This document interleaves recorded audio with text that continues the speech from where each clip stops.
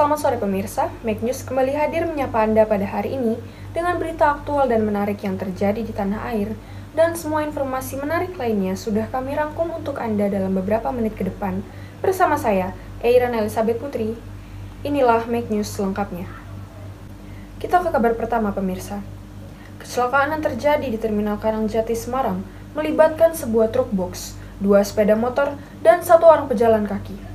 Akibat insiden ini, 1 orang dinyatakan tewas. Peristiwa yang terjadi pada Minggu 29 Januari 2023 terjadi sekitar pukul 5 pagi. Bermula ketika truk bernomor polisi H8355FG yang dikemudikan Ajik Munasir melaju dari arah Bawen menuju arah Ungaran. Bagian rem pada truk diduga mengalami masalah, sehingga membuat Ajik hilang kendali dan oleng masuk ke dalam terminal. Membuat truk tersebut menabrak 2 unit sepeda motor yang sedang terparkir dan menimpa 1 orang pejalan kaki.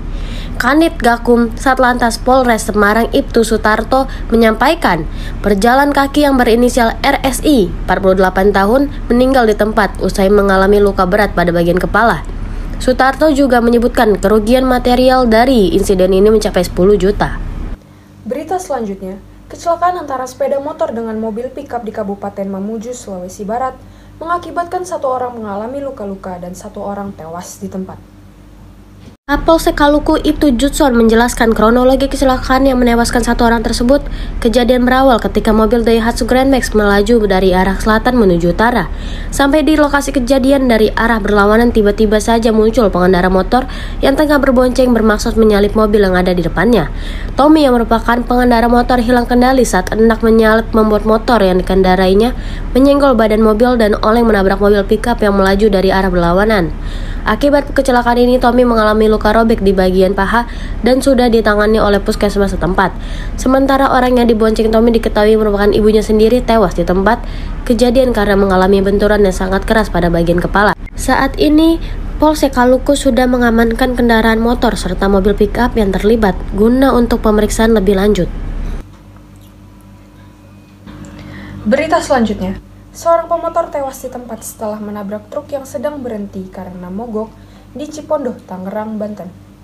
Pemotor berinisial EAW mengalami sejumlah luka di tubuh.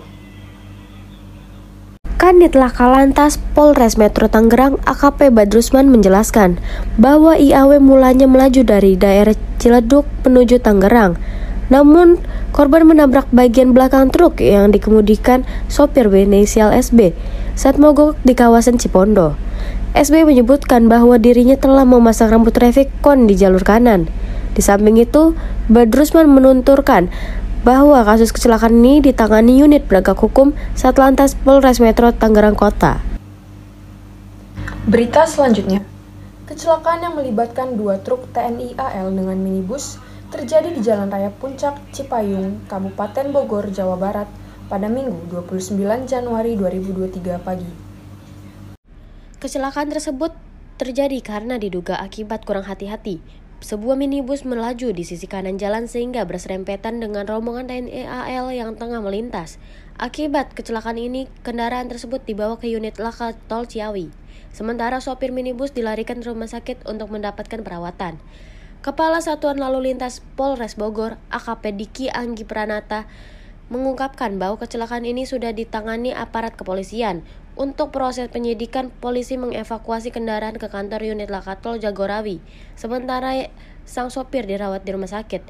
Sementara itu, dari rekaman CCTV milik warga setempat, terlihat kendaraan minibus Honda Freed melaju cukup kencang saat terjadi kecelakaan.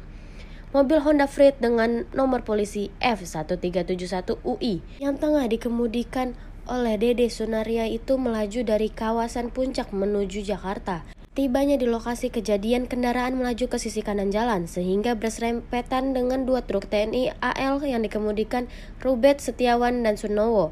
Kecelakaan yang melibatkan 3 kendaraan itu pun tak terhindarkan. Dari hasil penyelidikan sementara, kecelakaan ini disebabkan kurang hati-hatinya pengendara sehingga terjadi berserempetan. Selanjutnya, ada perkiraan cuaca yang akan dibacakan oleh JJ. Untuk JJ, dipersilahkan. Baik pemirsa, kita beralih sejenak ke berita perakiraan cuaca hari ini yang telah dirilis BMKG pada 29 Januari 2023. BMKG hari ini telah merilis perakiraan cuaca untuk daerah DKI Jakarta dimulai dari Jakarta Barat, Jakarta Pusat, Jakarta Selatan, Jakarta Timur, Jakarta Utara, dan Kepulauan Seribu. Jadi bagi Anda yang berada di daerah tersebut atau ingin menuju daerah tersebut, berikut perakiraan cuacanya.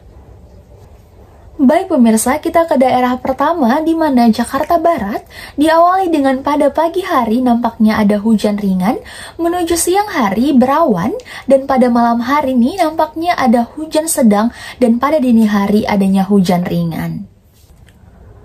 Kita ke daerah selanjutnya, yaitu Jakarta Pusat, yang mana tidak jauh berbeda dengan Jakarta Barat, diawali dengan pagi hari adanya hujan ringan, siang hari berawan, dan pada malam hari menuju pada dini hari kembali dengan adanya hujan ringan. Selanjutnya kita ke daerah Jakarta Selatan. Nah, untuk daerah Jakarta Selatan, nampaknya pada pagi hari hingga pada dini hari, hujan ringan akan terus melanda daerah tersebut. Selanjutnya kita ke daerah Jakarta Timur. Untuk daerah Jakarta Timur, nampaknya pada pagi hari adanya hujan ringan disusul dengan siang hari berawan dan pada malam hari menuju pada dini hari hujan ringan. Untuk daerah terakhir, kita kepada daerah Kepulauan Seribu. Untuk daerah Kepulauan Seribu, nampaknya pada pagi hari adanya hujan ringan, siang hari berawan, pada malam hari hujan ringan, dan pada dini hari nampaknya ada hujan sedang. Demikian perakiraan cuaca untuk daerah DKI Jakarta. Saya kembalikan kepada rekan saya, Erin Elizabeth Putri. Berita selanjutnya. Tunggal putri asal Korea Selatan, An Se-young, meraih gelar juara usai menang rubber game atas Carolina Marin asal Spanyol.